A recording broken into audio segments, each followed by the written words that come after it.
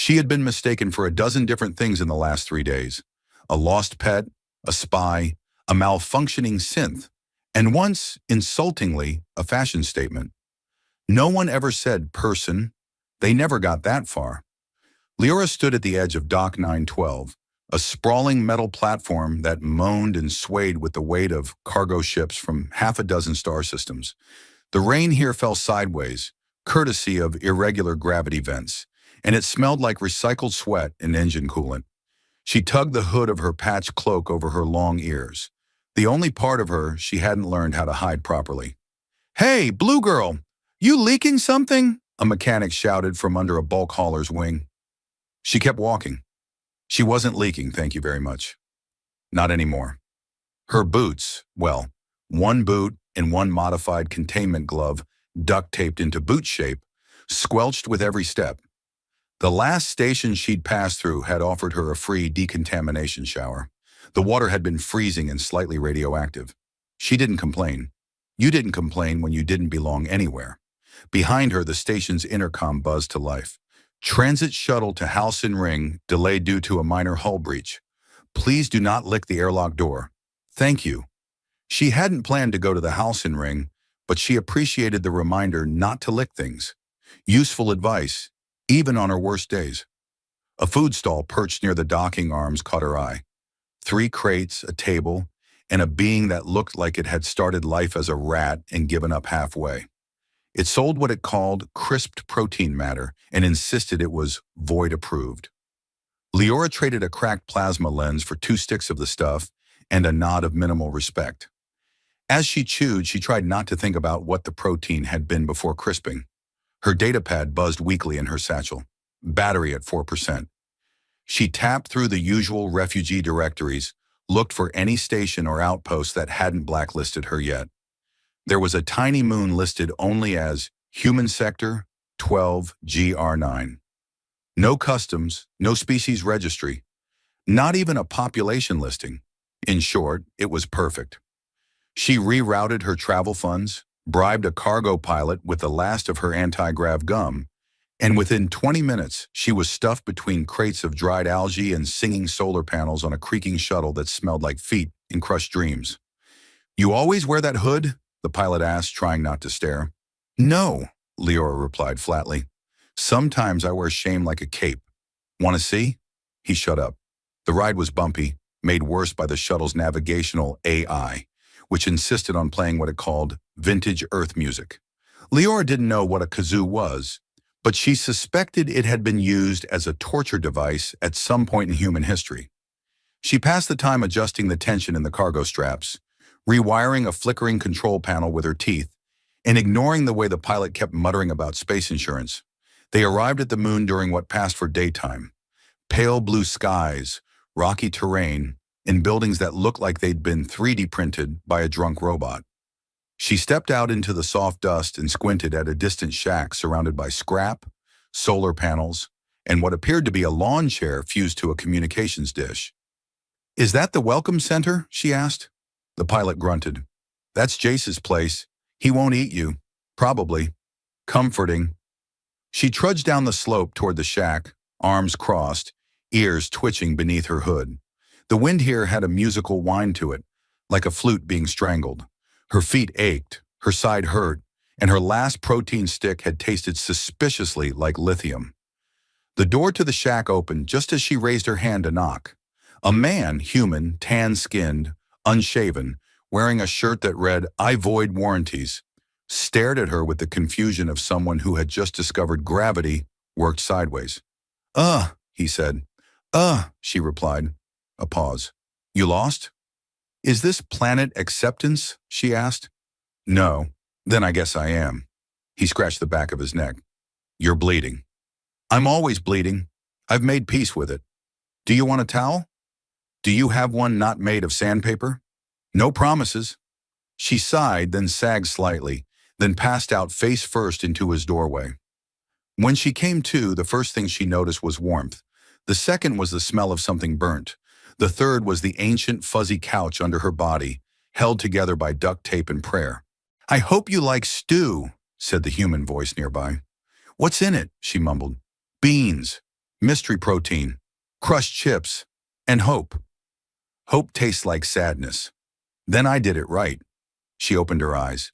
Jace, because of course his name was Jace, sat on a bucket, stirring a dented pot with a glow stick. He handed her a bowl with a cracked spoon and the kind of grin people used when they didn't quite know what they were doing, but did it anyway. "Why are you helping me?" she asked. "I don't know," he said.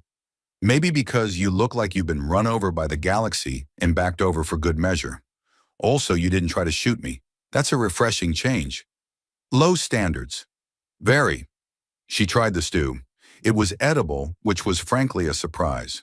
Her translator unit chirped to life and offered a nutritional analysis before glitching and quoting a line from a Terran novel. "All happy families are alike. Each unhappy one is unhappy in its own way." She rolled her eyes. "Even my tech is dramatic." "I like it," Jace said. "Adds flair." That night she stayed curled on the couch while Jace tinkered with a drone that kept calling him Captain Loser.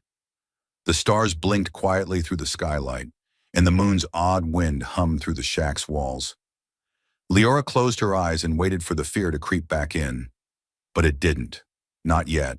She didn't know if this place was safe or sane or permanent, but it was warm and quiet, and the stew was only mildly poisonous. It was a start.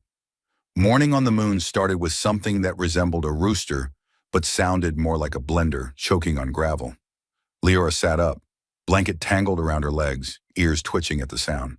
For a full minute she blinked at the ceiling, unsure if the noise was real or some lingering data fragment from a corrupted dream. Then it screeched again. Yep, real. Jace walked by in boxers, socks, and a bathrobe that said Galactic Champion, Pie-Eating Division. He sipped from a mug labeled Mostly Human. "Don't worry," he muttered. "That's just Beaker. He thinks he's alive." Beaker is the blender chicken. Technically, he's an atmospheric monitor. I gave him a voice modulator so I wouldn't feel lonely. Now he screams when humidity is low. So you built loneliness louder. I don't make good choices before coffee. The shack smelled like reheated beans and ozone. Lyra stood, stretching each limb like a cat trying to shake off gravity.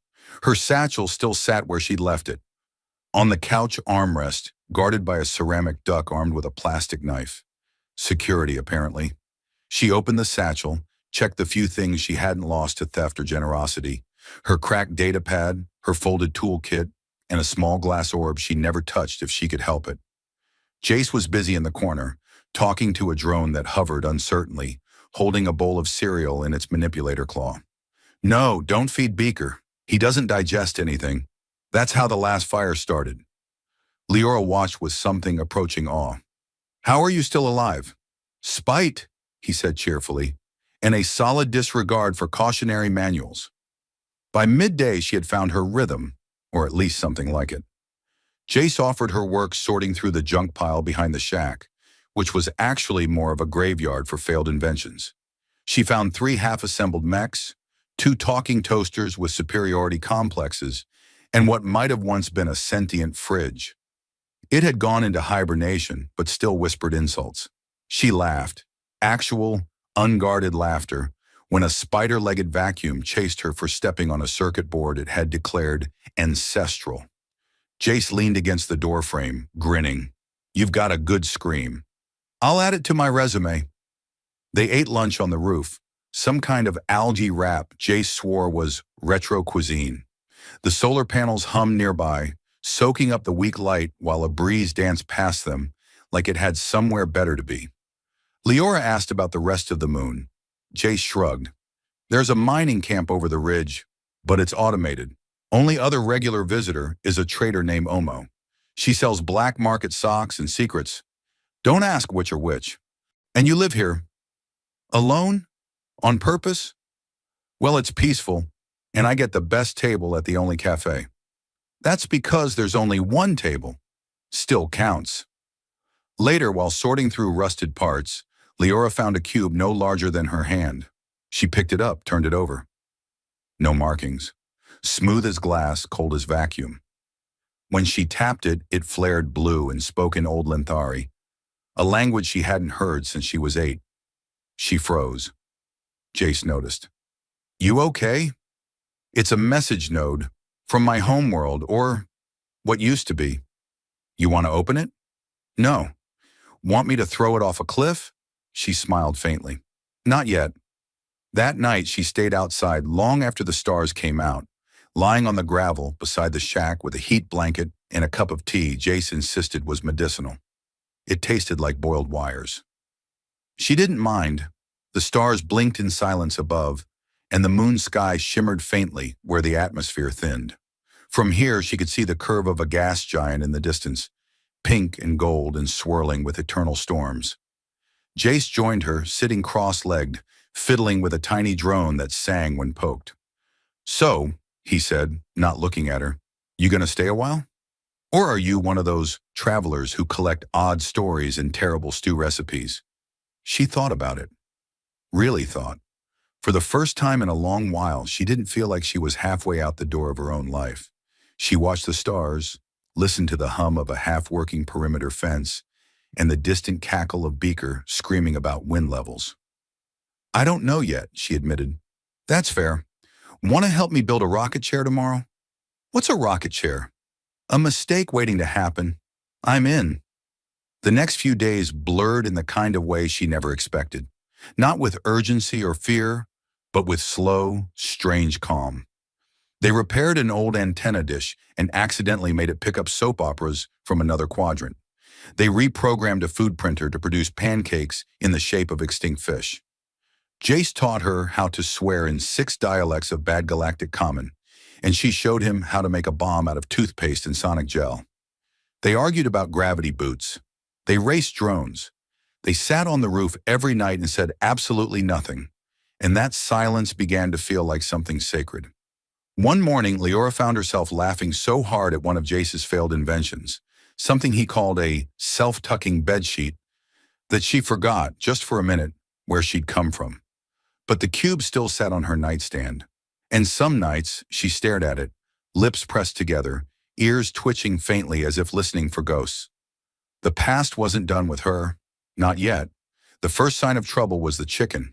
Not Beaker, he was still screaming about humidity in 4 languages, but an actual, feathered, barnyard-class chicken that wandered into the junkyard one morning and glared at Leora like it had an appointment. It squawked once, made a sound like judgment, and strutted away behind a stack of rusted propulsion coils. Jace squinted after it. We don't own a chicken. Do you own anything that makes sense? Only my socks. They've got GPS, so I stop losing them. They also scream if someone else tries to wear them. You want a pair? I'd rather not get assaulted by footwear. The chicken was followed by a second chicken, then a goat, then a weather balloon that kept broadcasting a single word on loop: pancakes. By midday, the yard looked like an interstellar petting zoo directed by a madman with a radio tower and poor spelling. Jace paced outside the shack, watching a lizard with mechanical legs chase a squirrel made entirely of nanites. Okay, he muttered. Either someone opened a zoo with Wi-Fi access or something in the comm grids busted. Leora, who was busy trying to keep the goat from chewing on a quantum inverter, sighed. Could be a beacon misfire, or a wormhole hiccup, or your socks achieve sentience and are seeking allies. Don't joke, Jace said darkly. They unionized once. They started with diagnostics, which meant crawling under the shack's wiring nest while dodging low-voltage shocks and listening to Beaker complain about oxygen density. The central relay was fried, literally. A burn pattern shaped exactly like a thumbs-up had formed on the main circuit board. I think the universe is mocking us, Leora said, poking the mark. More likely it's Omo, Jace grumbled. She said she was testing a new signal booster, which, knowing her, probably involves pyrotechnics and illegal moonshine. Just as he said it, the shack shook with a boom, and something pink exploded on the horizon. They watched in silence. Jace nodded. That'll be her. Omo arrived 10 minutes later on a hover sled shaped like a dolphin, wearing sunglasses and a cloak made from recycled snack bags. I bring greetings, chicken negotiations, and 50 credits worth of deeply questionable jelly beans, she declared, tossing a pouch onto the table. What did you do? Leora asked. Tested a new broadcast enhancer. Might have torn open a few micro riffs. One of them yelled at me in binary and offered marriage. Did you accept? I'm weighing my options. They spent the afternoon working on containment protocols. The goat had claimed Jace's workshop and was refusing to leave. The balloon had merged with the house AI and now greeted everyone with "Hello, Pancake." Omo helped by setting up a containment field using cables, bubble gum, and what she called aggressive optimism. Lyra, meanwhile, sat alone for a moment behind the shack, cube in hand. She hadn't activated it yet, but it pulsed faintly now, as if aware of the recent dimensional ruckus. She stared at it, fingers brushing its surface. Then she whispered something in Lenthari. Just a phrase, just a breath, and it opened. A small, holographic projection flickered into the air. Not her mother, not her father, just an elder, face lined like crumpled star charts, eyes dull with weariness. You were not chosen, the elder said. Your features are wrong, your instincts misaligned. We cannot welcome a child whose very presence distorts tradition. Do not return. The message ended. No instructions, no final words, just cold logic and rejection. Leora didn't cry. She simply exhaled, long and slow, and buried the cube beneath a pile of broken toaster shells.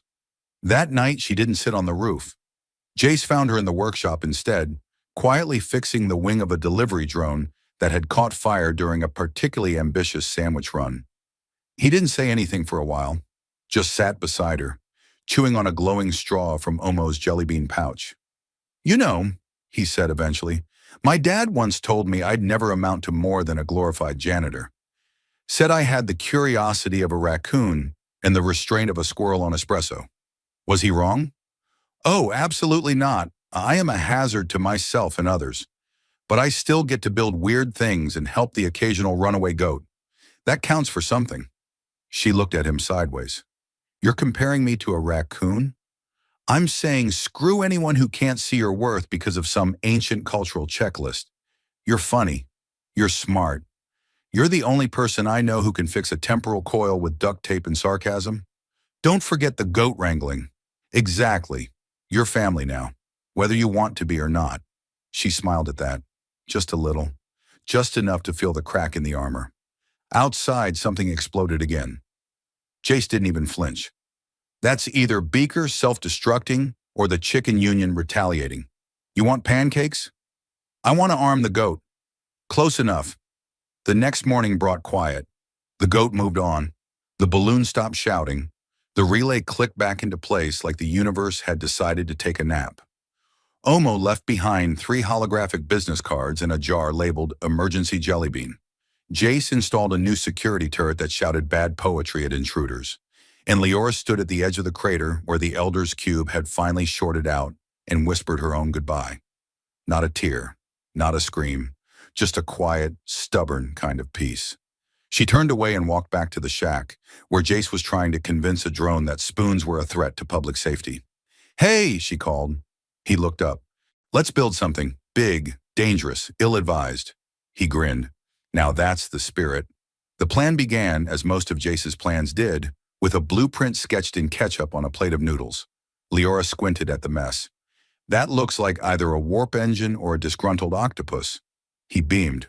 It's both. I call it the FlexiCore. It's part spaceship, part science experiment, part, hopefully not a crime. Why are there arrows pointing in opposite directions labeled yes and panic? For options. They converted the back end of the junkyard into a makeshift construction zone, which in practice meant marking off an area with hazard tape and immediately ignoring it. Beaker volunteered to be the project's chief inspector, which mostly involved zipping around on his hover legs, barking threats in translated binary, and claiming full credit for every successful weld. Leora took over the design software after Jace's third attempt ended with a rocket nozzle welded to a lawn chair. Her fingers danced over the interface, translating abstract theory into shimmering lines of code and metal.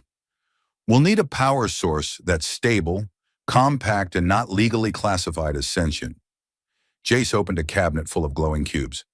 How about probably unstable, semi-compact, and possibly whispering in Latin? She took one. Close enough. By week's end, the prototype stood half complete, A glittering shell of alloy plates, plasma nodes, and two large fins stolen from a derelict weather satellite. Leora stood beneath it, wiping grease from her cheek with the same rag Jace used to test ion leaks. We're going to need a test pilot. I've already nominated myself. Because you don't value your spleen. I've got a backup. Beaker buzzed in and dropped a data slate with a list of volunteer test pilots, which included Omo, the goat, 3 drones, and a sock with a name and social security number. Leora flipped through it. This is somehow both deeply concerning and entirely on brand. That night, under the half-humming neon light of their shack's exterior lamp, they shared a meal made mostly of rehydrated mushrooms and something Jace claimed was protein adjacent. Leora chewed thoughtfully. You ever wonder if the stars are just watching us mess everything up? All the time, probably taking bets. She laughed, then hesitated. I've been thinking about roots. Jace arched an eyebrow. Like plants? No, like belonging. When you've spent your whole life being told you're too much of one thing, not enough of another, it starts to feel like maybe you're not meant to grow anywhere. He tossed a pebble toward a buzzing light bug. You ever hear the saying, some seeds wait until fire to grow? That sounds made up. It is, I just made it up. But still, kind of fits. Maybe your roots just needed a bonfire. Or a goat invasion. Same difference. In the days that followed, they fine-tuned the FlexiCore.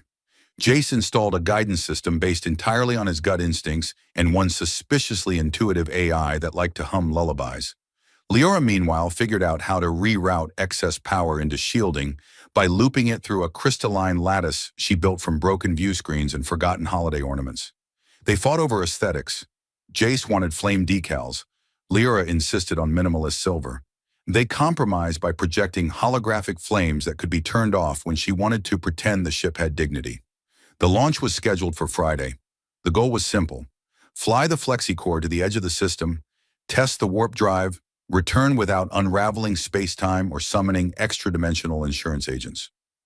On the morning of departure, Omo arrived with celebratory muffins and a tiny musical instrument that may have been sentient. Remember, she said, handing Leora a bracelet. If the ship starts talking in poetry, run. Got it. The launch pad was a slab of reinforced concrete that had previously been used to store sun-damaged vending machines. The FlexiCore shimmered under the early light, its hull gleaming with a promise that hovered somewhere between ambition and mild recklessness. Leora climbed into the cockpit. Her hands didn't tremble, not because she wasn't scared, but because fear had learned over time that she was its landlord now. She strapped in, checked the diagnostics, and gave Jace a thumbs up through the viewport. Try not to break the laws of physics too hard, he called. No promises. With a quiet hum, the FlexiCore lifted. No fireworks, no dramatic music, just the simple, elegant ascent of something built not by experts, but by hands that cared. Above the stratosphere, the sky darkened, the stars opened up, and Leora flicked the warp switch. For a heartbeat, nothing. Then everything. Color and heat and sound fractured across her vision as the ship folded reality like paper. The stars moved. Time danced. She saw echoes of herself, lives unchosen, paths untaken. In one, she was a scholar. In another, a warrior. In one, she lived alone. In one, she never made it past the cube. And through it all, a thread, gold and thin and true, led back to a shack in a forgotten junkyard, a boy with wild ideas, and a chicken that still hadn't paid rent. When the FlexiCore reappeared, it was exactly 2.3 seconds later, 3 systems over, and completely intact. Leora grinned. Huh. Physics, consider yourself mildly nudged. Back on the ground, Jace caught her as she stepped out, looking slightly windblown and completely exhilarated. So? She nodded. We did it. He handed her a mug of something hot and definitely not FDA approved. Welcome home. She drank it, wincing. This is terrible. I call it victory sludge. I'm going to start naming my inventions after how they taste. You already did. The last drone was Burnt Pancake 3000. That night, under the stars they'd touched, Leora sat beside the FlexiCore with a hand resting on its side. Not a passenger, not a runaway, not a leftover, a builder. And just for fun, she programmed the ship to occasionally whisper motivational insults in Jace's voice. Because family meant never missing a chance to mess with each other.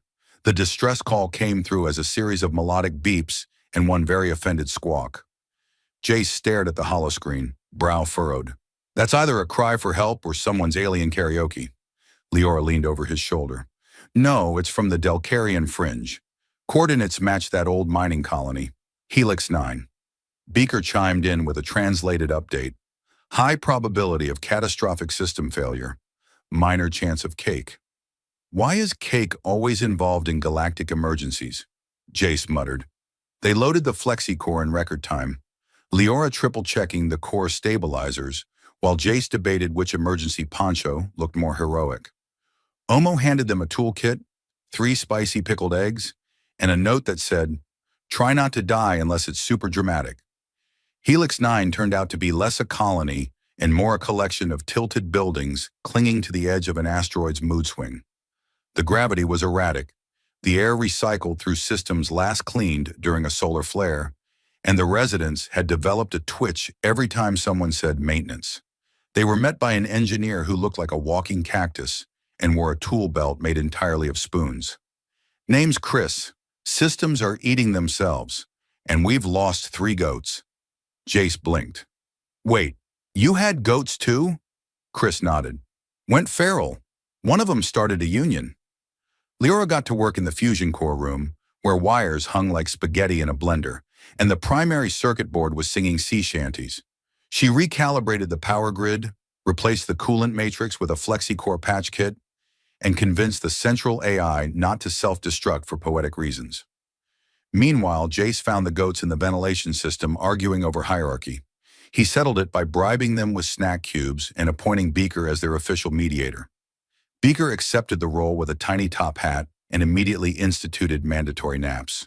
By the time the last system was stabilized, the asteroid's gravity settled into a manageable wobble, and the colony's lights stopped flickering, Morse code messages like send socks and Jerry won't stop whistling. Chris offered them a reward, a glowing crystal, a bag of volatile seeds, and a coupon for one existential favor. On the flight back, Leora turned the crystal over in her hands. Funny how once something like this would have been all I wanted, proof I mattered. Jace adjusted the autopilot. And now? Now I want the goat to stop watching me while I sleep. I meant about belonging. She glanced out the viewport where stars streaked past like whispers of other lives. Now I know it doesn't come from proving anything. It comes from building something. People.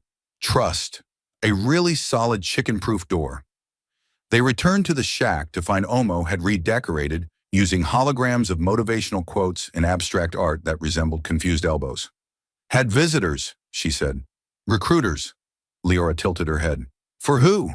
You, a bunch of science types, wanted to offer you a position. Jace made a face. Do they have goats? Number, but they offered a lifetime stipend and access to a galactic research hub. Leora looked at the datapad, the offer, the seal of the Interstellar Cooperative Institute. Then she set it down. I'm flattered, she said, but I'm not going anywhere. Omo snorted. Told them you'd say that. They left a muffin basket in mild resentment. That night under the stars, they threw a party. Not a big one, just enough music, laughter, and oddly shaped snacks to mark something worth remembering. Beaker danced with a welding torch, the goats formed a conga line, and someone projected nebulae onto the sky. Leora stood near the edge of the platform, arms crossed, smiling just a little. Jace joined her, sipping a drink labeled probably not acidic. You could have gone, he said. I already arrived, she answered. You know, he added, you've changed. Yeah? Yeah. When I met you, you were this quiet, suspicious, aloof alien girl with long ears and enough attitude to fry a circuit board. And now? Now you're just less quiet. She laughed, elbowed him, and looked back at the crowd. Her crowd. Misfits, builders, wanderers. A found family with terrible taste in music and an endless supply of duct tape.